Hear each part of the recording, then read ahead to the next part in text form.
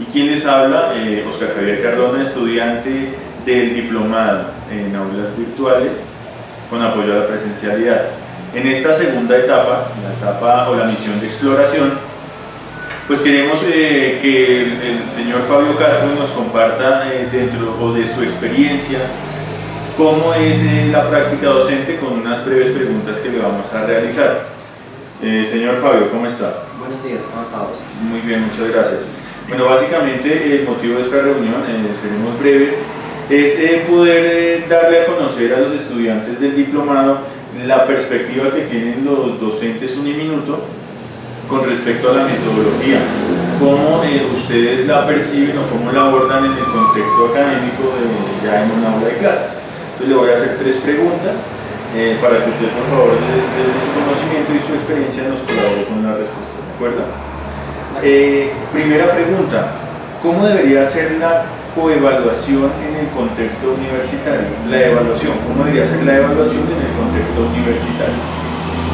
La evaluación, de acuerdo al enfoque que tenemos en Uniminuto, es una evaluación que va con un enfoque praxeológico, en el cual debe estar totalmente alineada la información, la documentación, y que le aporte al crecimiento profesional del estudiante, en el cual, dependiendo de las diversas asignaturas que se tengan, sean asignaturas que le contribuyan a esa parte práctica en su quehacer profesional, de igual manera que también esté alineado a su proyecto de vida de acuerdo a nuestro marco institucional en Uniminuto.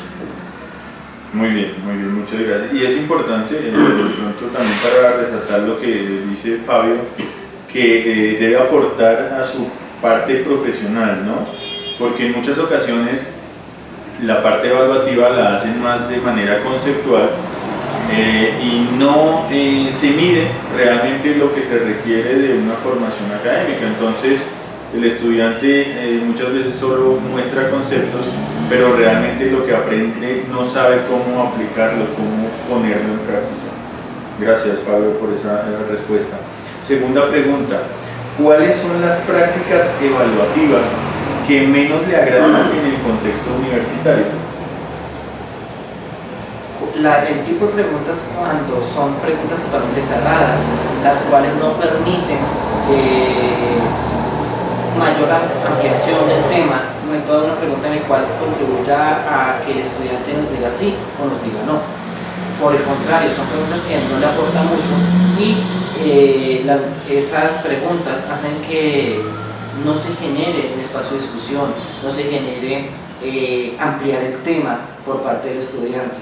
De igual manera también son preguntas en las cuales también pueden estar, en las cuales se lleva a el concepto propiamente dicho, pero no se permite esa ampliación de la conceptualización que se puede generar dentro del espacio pedagógico, en el aula, la interacción entre los estudiantes, la relación que se da estudiante-estudiante, la relación que se da docente-estudiante o estudiante-docente, para que pueda generarse una creación o co-creación de conocimiento en la cual se parte de una definición base y teniendo en cuenta esa definición se puede ampliar el conocimiento en el espacio de aula. Muchas gracias, Fabio. Sí, muy importante. Esa construcción de conocimiento es realmente como la síntesis de la pedagogía praxeológica. Exactamente. Es un conocimiento colectivo. Gracias. Tercera pregunta. ¿Cuáles son las prácticas evaluativas que privilegian en su ejercicio docente? Dentro de mi ejercicio docente, tanto en Uniminuto como en otras instituciones donde he tenido la oportunidad de trabajar desde la parte académica como docente, las metodologías que más he usado por la tipología de asignaturas que he manejado son el estudio de casos, el estudio basado en unas problemáticas en la cual permite al estudiante utilizar la teoría que previamente ha utilizado, que se le ha presentado, y utilizarla y aplicarla a un contexto específico en el cual, con la aplicación de esa teoría, puede darle una solución a ese caso específico que se le ha planteado al estudiante. Sí, muy bien, Fabio, muchas gracias. Realmente nos parecen muy interesantes las respuestas y cumplen con ese objetivo de la pedagogía praxeológica, ¿no? Que no es simplemente impartir una serie de conocimientos, sino que se construya más a partir de eso que el docente nos puede aportar desde las aulas. Gracias a todos quienes nos han acompañado en esta breve entrevista. Gracias, Pablo, por el aporte que nos da. Hasta luego.